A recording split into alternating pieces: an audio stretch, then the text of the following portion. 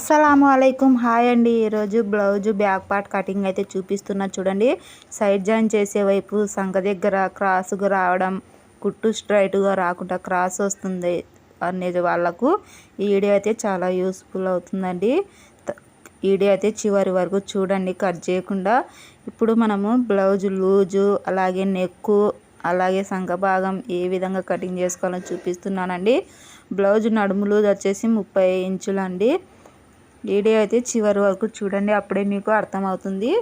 ఇప్పుడైతే 30లో 4 భాగము 7.5 ఇంచులు అయితే వస్తుందండి. 7.5 ఇంచుల దగ్గర ఒక మార్క్ అయితే చేయండి. చూస్తున్నారు కదా, ఈ విధంగా 7.5 ఇంచుల దగ్గరికి ఒక మార్క్ అయితే చేసుకోవాలండి. తర్వాత వచ్చేసి 1 ఇంచు మనం బ్యాక్ సైడ్ డాట్స్ కోసం 1 ఇంచ్ అయితే మార్క్ వేసుకోవాలండి. తర్వాత వచ్చేసి ఒక 2 ఇంచులు ఎగస్ట్రా ఖర్చుకు అయితే 2 ఇంచులు మార్క్ వేసుకోవాలండి.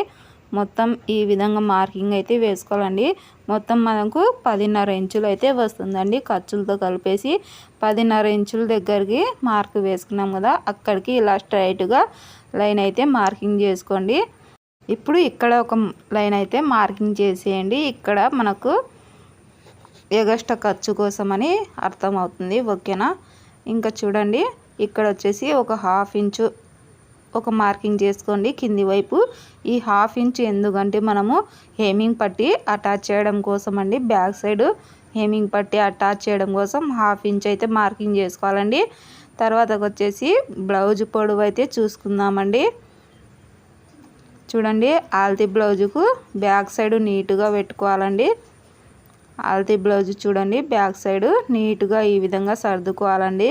పైన షోల్డర్ దగ్గర నుంచి కింది వరకు, కింద డాట్ దగ్గరికి మనకు ఎంత వస్తుందో కొలుచుకోవాలండి. ఈ విధంగా చూస్తున్నారు కదా, ఈ విధంగా కొలుచుకోవాలండి. ఎంత అయితే వస్తుందో పైన 1/2 ఇంచు, కింద 1/2 ఇంచు అయితే ఎగస్ట్రా మార్కింగ్ చేసుకోవాలండి. ఇప్పుడు నాకు ఇక్కడ వచ్చేసి 13 ఇంచులు అయితే వచ్చిందండి. కింది దగ్గర నుంచి 13 ఇంచుల కాడికి ఒక మార్క్ వేసుకోవాలండి. కింది మార్కింగ్ వదిలిపెట్టుకొని మనము అక్కడి నుంచి 13 ఇంచుల దగ్గరికి ఈ విధంగా మార్క్ చేసుకోవాలండి. తర్వాత వచ్చేసి ఈ విధంగా లైన్ మార్కింగ్ చేసుకోండి. తర్వాత వచ్చేసి ఇప్పుడైతే చూడండి, నెక్కు 2 ఇంచులు, అలాగే షోల్డర్ కోసం అయితే 3 ఇంచులు, మొత్తం 5 ఇంచులు నెక్కు, షోల్డర్కి వచ్చేసి 5 ఇంచులు అండి.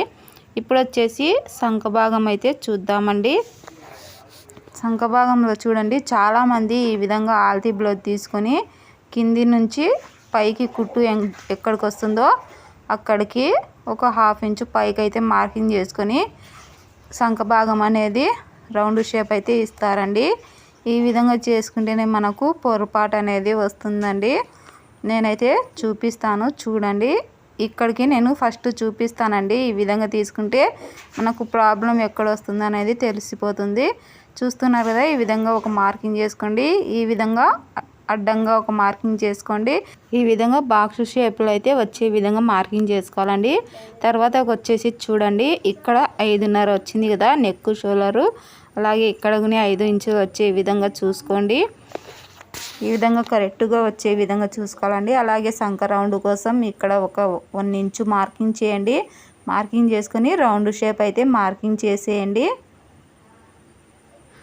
ఇక్కడ 1 ఇంచు మార్కింగ్ చేసుకోవాలండి. ఆ తర్వాత ఇలా రౌండ్ షేప్ అయితే మార్కింగ్ చేసుకోండి నీట్గా. ఈ విధంగా రౌండ్ షేప్ మార్కింగ్ చేసిన తర్వాత ఇప్పుడు చూడండి, మనకు ఇప్పుడు ఈ సంఖ భాగం ఎంత వచ్చిందో ఒకసారి చెక్ చేసుకోవాలండి. చూడండి, 6 ఇంచులు అయితే వచ్చింది మనకు. ఈ విధంగా 6 ఇంచులు వచ్చింది కదా, చిన్న సైజు బ్లౌజే కాబట్టి 6 ఇంచులు ఎక్కువ అవుతుందండి. ఒకసారి కావాలంటే చూడండి, ఆల్తీ బ్లౌజుకు కొలిచి చూపిస్తానండి. ఈ విధంగా ఆల్తీ బ్లౌజుకు రాంగ్ సైడ్ తిప్పుకోండి. అలాగే మనం పైన షోల్డర్ జాయిన్ చేసే దగ్గర ఒక 1/2 ఇంచుకు ఇలా మార్కింగ్ చేయండి. మనం ఇక్కడ నుంచి ఇప్పుడు ఈ రౌండ్ షేప్ అనేది కరెక్ట్గా సరిపోతుందో లేదో చెక్ చేసుకోవాలండి. చూడండి, ఇక్కడ నుంచి ఈ విధంగా చూసుకుంటే చూడండి ఎంత గ్యాప్ వచ్చిందో మనకు. ఇలా గ్యాప్ వస్తేనే మనకు కుట్టు అనేది స్ట్రైట్గా రాదండి. అందుకే పొరపాటు అవుతూ ఉంటుంది, లూజ్ వస్తుంది.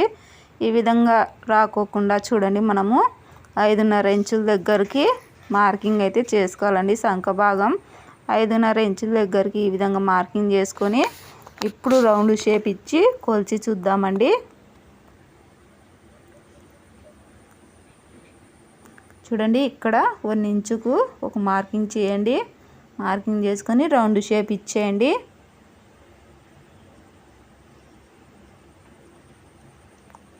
ఇప్పుడు వచ్చేసి ఈ పైన ఇప్పుడు వేసిన మార్కింగ్ అయితే ఒకసారి కొలిచి చూడండి.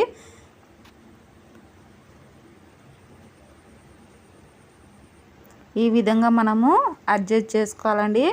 సంఖ భాగం ఎక్కువ ఉంటేనే మనకు స్ట్రైట్ కుట్టు అనేది రాదండి.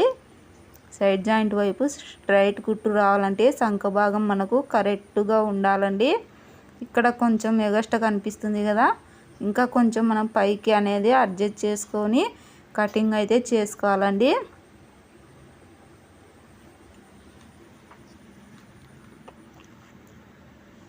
ఇప్పుడైతే చూడండి, ఆల్ది బ్లౌజ్కు బ్యాక్ సైడ్ ఇలా ఫోల్డింగ్ చేసేసి కింది వైపు మనము ఈ 1/2 ఇంచ్ వదిలిపెట్టుకొని అక్కడి నుంచి మనము నెక్ అనేది చూసుకోవాలండి. చూడండి, ఈ విధంగా మనకు ఈపు భాగం ఎంత వస్తుందో అంతా పెట్టుకొని ఒక 1/2 ఇంచు పైకి అయితే మార్కింగ్ చేసుకోవాలండి. ఈ విధంగా 1/2 ఇంచు పైకి మార్కింగ్ చేసుకొని ఇప్పుడు స్ట్రైట్గా లైన్ అయితే మార్కింగ్ చేయండి. మనము పైన 2 ఇంచులు ఎడల్పు పెట్టాం కదండి, కింది సైడ్ వచ్చేసి 2.5 ఇంచులు వచ్చే విధంగా చూసుకొని మార్కింగ్ చేసుకోవాలండి. తర్వాత రౌండ్ షేప్ అయితే ఇచ్చేయండి. ఈ విధంగా రౌండ్ షేప్ ఇచ్చిన తర్వాత ఇంకా బ్లౌజ్ కటింగ్ అయితే చేసేయండి. ఈ విధంగా మనము చిన్న తప్పు లేకోకుండా కటింగ్ అనేది నేర్చుకుంటే బ్లౌజ్ ఫిట్టింగ్ని సూపర్గా వస్తుందండి. ఈ విధంగా నీట్గా కటింగ్ చేసుకోవాలండి.